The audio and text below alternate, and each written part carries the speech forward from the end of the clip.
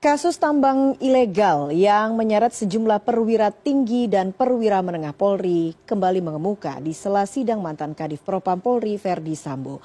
Sambo mengkonfirmasi di Pengadilan Negeri Jakarta Selatan pada 22 November lalu bahwa surat penyelidikan yang beredar di publik adalah benar dan asli. Lalu bagaimana perjalanan kasus tambang ilegal ini? Saya akan ajak Anda untuk melihat bersama. Kita flashback lagi, kasus tambang ilegal pertama kali ini terungkap ke publik lewat pengakuan mantan anggota Polri yang namanya adalah Ismail Bolong lewat video yang dibuat pada Februari 2022. Nah, pada video itu Ismail mengungkap permainan tambang ilegal di Kalimantan Timur yang melibatkan sejumlah perwira tinggi dan perwira menengah Polri. Meskipun dibuat pada Februari 2022, video itu baru viral di media sosial pada awal November lalu.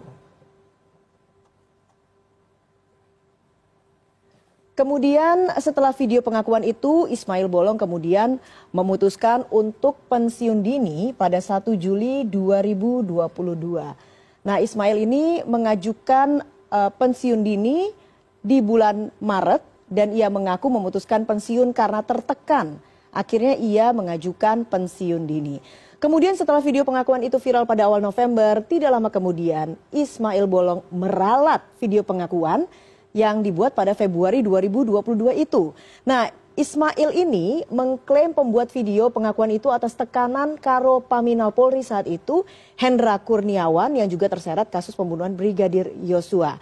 Video pengakuan Ismail Bolong ini menyebutkan nama-nama perwira tinggi dan perwira menengah Polri, termasuk Kabar Reskrim.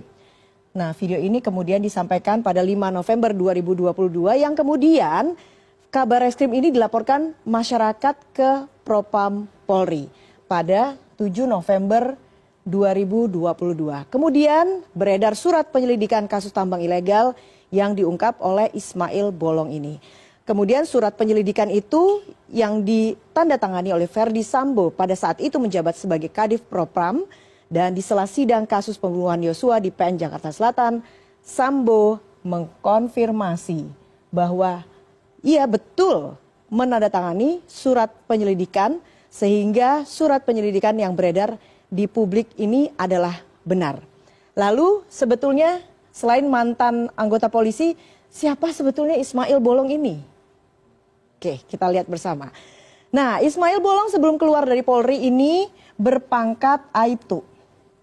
Ia bertugas di Satintelkam Polresta Samarinda. Kemudian kegiatan sampingannya adalah sebagai pengepul tambang batu bara ilegal. Ini dilakukan pada bulan Juli 2020 sampai November 2021. Dari hasil kegiatannya itu, Ismail bisa meraup keuntungan dapat cuan 5 sampai 10 miliar rupiah per bulan. Dalam pengakuannya, Ismail mengaku berkoordinasi atas kegiatan tambang ilegal itu dengan Kabar Reskrim dan memberikan uang sebanyak 3 kali dengan total uang yang diberikan sebesar 6 miliar rupiah. Nah, ini terungkap pada video yang kemudian disampaikan pada bulan Februari kemudian viral di awal November. Kemudian video ini yang kemudian dibantah oleh Ismail sendiri dan di dalam video bantahan itu ia mengatakan bahwa video ini dibuat atas tekanan dari Hendra Kurniawan. Nah, meski dibantah namun beredar surat laporan hasil penyelidikan yang kemudian isinya tidak jauh berbeda dengan pengakuan Ismail Bolong. Kalau kemudian Anda lihat Hendra Kurniawan ini juga salah satu yang tersangkut dari kasus Verdi Sambo. Kemudian kita akan lihat lalu bagaimana dengan surat penyelidikan kasus tambang ilegal.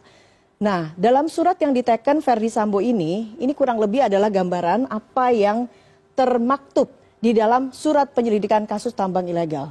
Dalam surat ini diungkapkan ada beberapa perwira menengah yang kemudian menerima aliran dana dari pengusaha tambang ilegal di Kalimantan Timur. Laporannya itu disebut sebagai uang koordinasi. Nah, uang koordinasi ini dikelola oleh satu pintu oleh Direskrimsus atas arahan Kapolda Kaltim saat itu, Irjen Pol Heri Rudolf Nahak. Kemudian uang koordinasi ini dibagi-bagikan kepada beberapa nama yang disebut dalam laporan. Ini mulai dari jajaran Kapolda, kemudian Wakapolda, Irwasda, Dir Intelkam, Dir Pol Airut, dan juga beberapa Kapolres. Dan jumlahnya ini bervariasi antara 500 juta sampai 5 miliar rupiah. Ini untuk yang Kapolda, Wakapolda, Irwasda, Dir Intelkam, Dir Pol Airut, hingga Kapolres. Kemudian laporan itu juga menyebut uang koordinasi ini mengalir juga ke Jakarta, ke pejabat di Bareskrim Polri. Nah, ini termasuk menyeret nama Kabareskrim Polri. Lalu lantas seperti apa pengungkapan kasus ini dan benarkah isi laporan penyelidikan yang ditandatangani oleh Verdi Sambo?